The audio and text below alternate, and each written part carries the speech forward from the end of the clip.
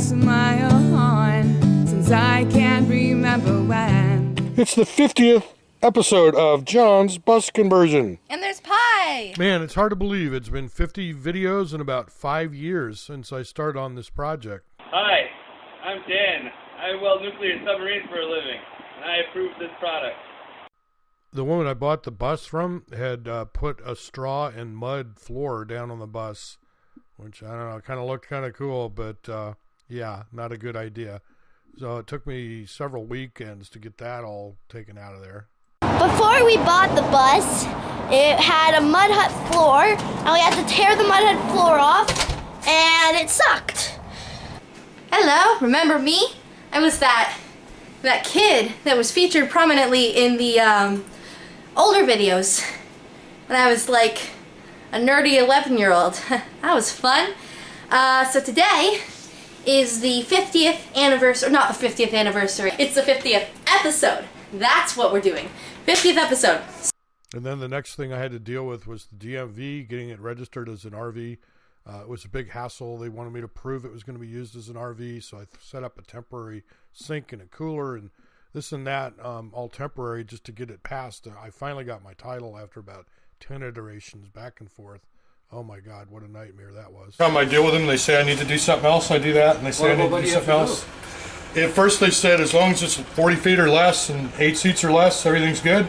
And I register it and they go, no, it's got to have a cook stove and a bed. So I had this and I put in a cook stove.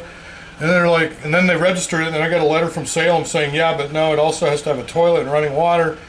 So that's actually a bathroom and that tarp there. What do you want to register this? As an RV. Why? Because otherwise it's $2,000 and I have to have a special license. I see. And that's what I'm turning it into an RV anyway, right? Yeah, no, sure. And then I ended up having to go up and work in Seattle for a while. So I was up in Seattle working and the bus was in Oregon sitting. And anyway, I finally got things back on track. I started off by putting the shower where it was going to go, and then I kind of built back and forth from there. But what's nice about it is it fits the wheel well here. So Yeah, wheel well. that's kind of the centerpiece. So then I installed the gray water tank and drilled a hole in the roof to vent the plumbing system out the top. And then I went ahead and did my freshwater hookup also, and freshwater tank. I took some stock aluminum and made these frames, and then took some sheet aluminum and put it inside, so these fit in the same spot that a window used to fit. So I was watching a video by Steampunk Bus, and they were removing their regular RV toilet and installing a dry composting toilet. Well, I'd never heard of such a thing as a dry composting toilet. But I Googled it and I discovered they were very popular. They were used in yachts. They were also very expensive, anywhere from, I don't know, like $800 to $1,500. So I decided I was going to try and make one myself. And in fact, I did. And the one I made was less than, I don't know, it was around $50, I think, to make it. And it works really well. I mean, years later, I've used it quite a bit. It doesn't stink, and it costs a fraction of the commercial ones. So, yeah, definitely, it's definitely the way to go. Well, way back a zillion years ago when I was married with kids, we lived in a fixer-upper house, and the wiring had been done back in the 30s, so it was completely, bad, needed to be redone. So I read a book on how to wire a house and wired the house. I did it all, I did all with permits and passed inspection and everything. But my daughter always said there's something seriously wrong with me. She's like, normal people don't just read a book and wire a house. I'm like, of course they do. That's why they write those books. No, she says, that's not why they write those books. Normal people don't do this. Well, anyway, it turns out RV wiring is actually quite a bit more complicated than a house because you have AC and DC both. Typically, you have multiple power sources. You might have shore power coming in, a generator. You can have an inverter that makes AC power from the DC, and you can make DC power from the AC, and etc. So I bought a book. I forget the name of it, but if you Google, you'll probably find it. It's RV electrical wiring or something like that. And man, I read and I studied that book. If you see the book, it's laying around here somewhere, but it's like every other page has got a post-it note bookmark, and I studied the hell out of that thing.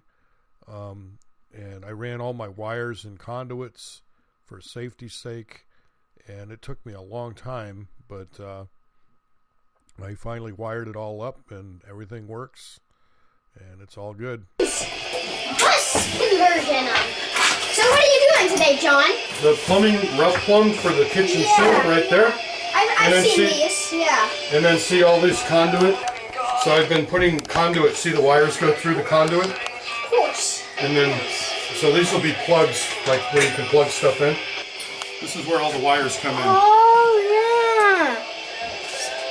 And one cool thing about this project is I've been able to pick up some skills that I didn't have before, or at least work with some things like metal. I'd never worked with metal at all.